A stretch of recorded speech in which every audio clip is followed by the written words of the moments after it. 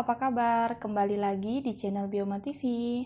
Hari ini, mari kita bahas tentang materi respirasi anaerob dan fermentasi.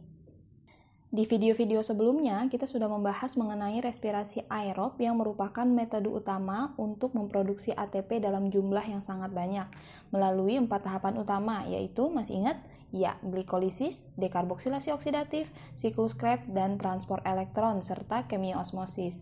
Di mana pada tahapan rantai transport elektron dan kemioosmosis ini dibutuhkan satu molekul oksigen sebagai penerima elektron terakhir dan membentuk H2O atau air. Jadi dapat kita simpulkan bahwa respirasi aerob ini tidak akan terjadi atau tidak akan berjalan tanpa adanya oksigen, sehingga muncullah istilah aerob yang berarti membutuhkan oksigen atau kerjanya bergantung pada keberadaan oksigen. Nah, tetapi ada beberapa metode produksi ATP lain yang tidak bergantung pada keberadaan oksigen, yaitu respirasi anaerob dan fermentasi yang akan kita bahas hari ini. Perlu kita ketahui dulu nih bahwa respirasi anaerob dan fermentasi ini selain memiliki persamaan, yaitu dapat menghasilkan ATP tanpa membutuhkan oksigen, juga memiliki perbedaan dalam prosesnya. Apa perbedaannya? Kalau pada respirasi anaerob, tahap rantai transport elektron itu masih digunakan, namun penerima elektron terakhirnya bukan oksigen, melainkan molekul lain. Contohnya, untuk beberapa bakteri akan menggunakan ion sulfat sebagai aseptor terakhir dalam respirasi anaerob. Dan sebagai gantinya, ion sulfat akan berikatan dengan ion hidrogen membentuk senyawa hidrogen sulfida, di mana senyawa ini memiliki bau seperti telur busuk, beracun, dan juga tidak berwarna. Sedangkan fermentasi merupakan proses menghasilkan ATP tanpa membutuhkan oksigen, sehingga rantai transport elektron tidak digunakan dalam proses ini. Pada proses fermentasi dihasilkan 2 ATP dan juga 2 asam pirufat untuk 1 molekul glukosa. Tetapi, asam pirufat yang merupakan hasil oksidasi oleh NAD+, tidak akan masuk ke dalam tahap siklus Krebs, namun akan terjadi reaksi lain tergantung pada jenis fermentasinya. Sehingga ada 2 macam fermentasi yang akan kita bahas di sini, yaitu fermentasi alkohol dan juga fermentasi asam laktat. Oke, mari kita bahas satu persatu. Yang pertama akan kita bahas yaitu fermentasi alkohol. Nah, teman-teman, tahapan pertama pada fermentasi alkohol ini adalah glikolisis, di mana satu molekul glukosa akan dioksidasi melalui 10 tahapan yang telah kita pelajari sebelumnya, untuk menghasilkan 2 molekul asam pirufat dan 2 molekul ATP, serta 2 molekul NADH. Kemudian, 2 asam pirufat ini nantinya akan mengalami dekarboksilasi oksidatif untuk menghasilkan 2 asetildehid. Nah, teman-teman, perubahan 2 asam pirufat menjadi 2 asetildehid akan memicu pelepasan 2 karbon dioksida. Kemudian, di tahap terakhir, 2 asetildehida akan mengikat ion hidrogen yang berasal dari penguraian NADH membentuk etanol atau alkohol. NAD+ hasil penguraian dari NADH akan digunakan kembali untuk proses glikolisis selanjutnya.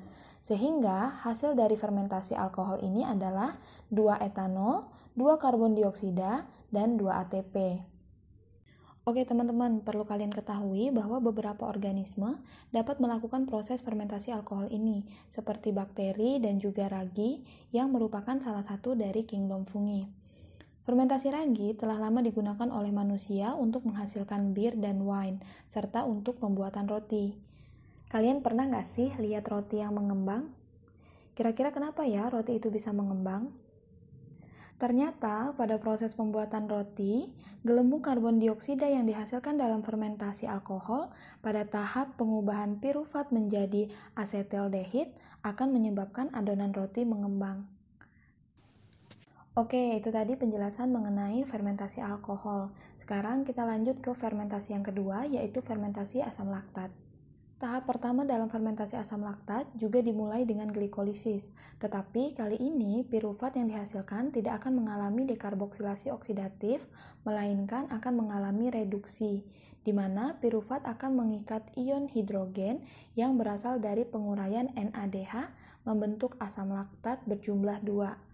Selain itu, pada tahap ini juga tidak terjadi pelepasan karbon dioksida. Nah, kemudian NAD+ hasil penguraian dari NADH akan digunakan kembali untuk proses glikolisis selanjutnya. Sehingga hasil dari proses fermentasi asam laktat ini adalah 2 asam laktat dan 2 ATP. Beberapa bakteri dapat melakukan fermentasi asam laktat ini dan menghasilkan asam laktat yang berperan dalam protein susu untuk menghasilkan tekstur seperti gel dan aroma unik pada yogurt. Selain pada bakteri, fermentasi asam laktat juga dapat dilakukan oleh manusia. Kok bisa ya? Pada manusia seperti kita, fermentasi asam laktat akan terjadi ketika kebutuhan oksigen tidak tercukupi. Salah satu penyebabnya karena bekerja terlalu berat atau saat kita berolahraga. Fermentasi asam laktat sering terjadi pada sel otot, sehingga dapat dikatakan bahwa selain melakukan respirasi aerob, tubuh kita juga dapat melakukan fermentasi asam laktat dalam kondisi tertentu yang tidak memungkinkan. Nah, teman-teman, asam laktat yang dihasilkan dalam fermentasi ini dapat menjadi senyawa toksik atau beracun ketika terakumulasi atau terkumpul pada satu titik di bagian tubuh tertentu. Kok bisa? Ya, karena asam laktat yang menumpuk ini dapat menimbulkan ketidaknyamanan seperti nyeri otot, pegal, kaku, hingga kram.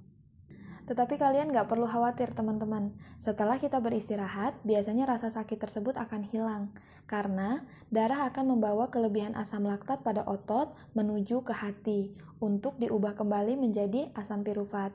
Keren kan ya?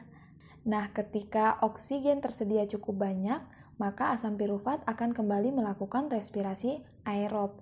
Oleh karena itu, olahraga yang disarankan tidak boleh berlebihan karena akan mengurangi jumlah oksigen di dalam tubuh kita. Demikianlah pembahasan mengenai respirasi anaerob dan fermentasi. Semoga ilmunya bermanfaat dan sampai ketemu di video berikutnya.